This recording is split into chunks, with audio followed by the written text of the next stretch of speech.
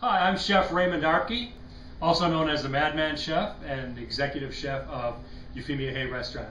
Today I want to show you a cranberry salad, which is going to be a little bit different from the traditional. The salad itself is kind of traditional, but we're going to make a green salad out of the cranberry salad. And to do that, we need to make some orange zest and orange sections to start, and that's what we're going to do right now.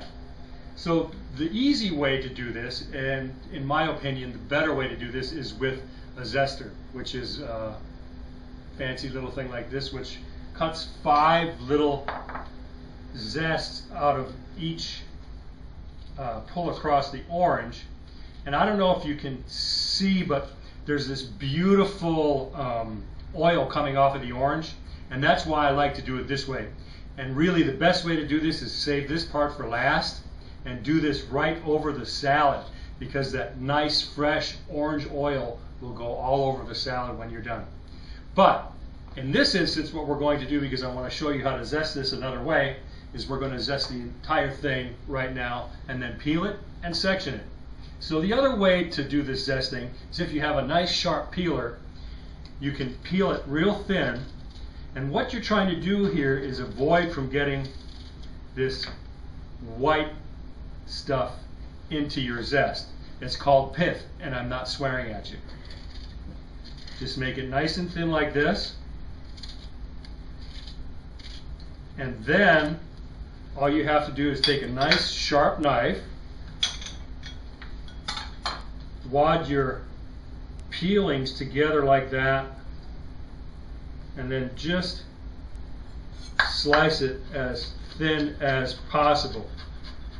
Realizing, of course, that a sharp knife is imperative at this point.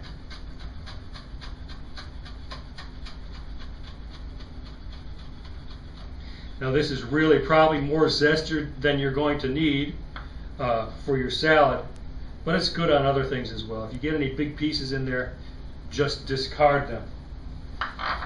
Okay, we're going to put our zest aside here.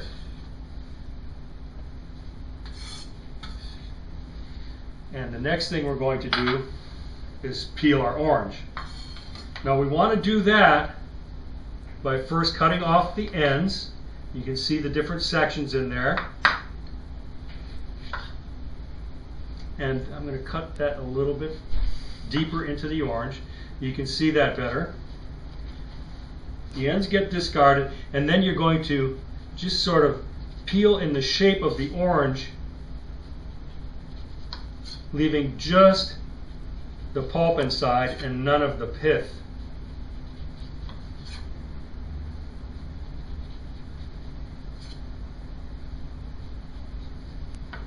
Now, you're going to have a little bit of orange left in there. Being that we can't really use that, we're going to at least extract the juice from it. So gather it up in your hand and squeeze it, and you can see you get quite a bit of juice out of there, and that will be usable in this salad as well. And this just gets discarded. The next thing we're going to do is take a nice sharp paring knife, and there's 2 ways to segment this orange as well. The easiest way is find these little natural segments in there and just work your knife down alongside of them, and then you can just pull the segments out like that.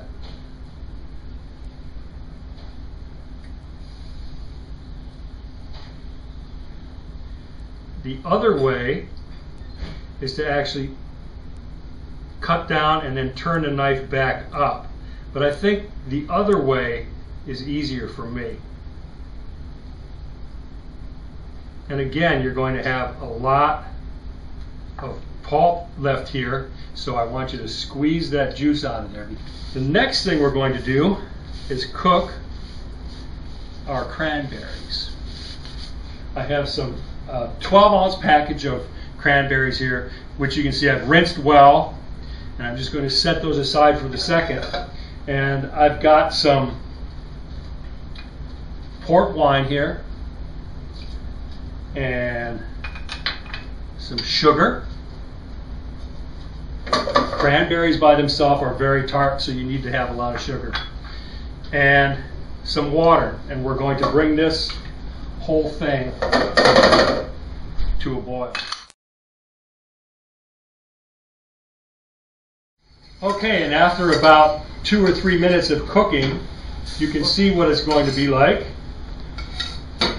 Starting to thicken up all by itself just with the sugars in there. Then we're going to take our orange sections and juice and starch mixture and just fold it in. And it will thicken up even more. We're also going to add our cinnamon and clove.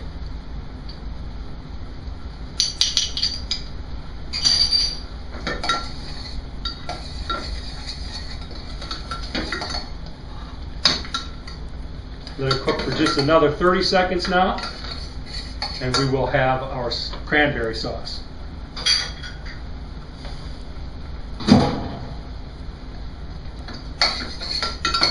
Okay, that's our finished product. What we have to do at this point is chill it. So we're going to put it in a dish, a bowl, a pan, whatever you want. We're going to cool this, and then we're going to refrigerate it. I say cool and then refrigerate because I don't know, many of you may or may not know about the old wives' tale. If you put something hot into the refrigerator, it'll spoil. Well, that's not quite true. This goes back to the time of the ice box, when the only thing that kept your refrigerator cold was a big block of ice. And what would happen when you put something hot in one of those cold refrigerators, it would make everything else hot, which it will do in an inefficient refrigerator too. So it doesn't really spoil this, but what it does is spoil everything else in the refrigerator. So it's good unless you have a really efficient refrigerator. You let this come to room temperature before you put it in the refrigerator, or at least cool it off. And that's what we're going to do. We're going to let this cool and then refrigerate it.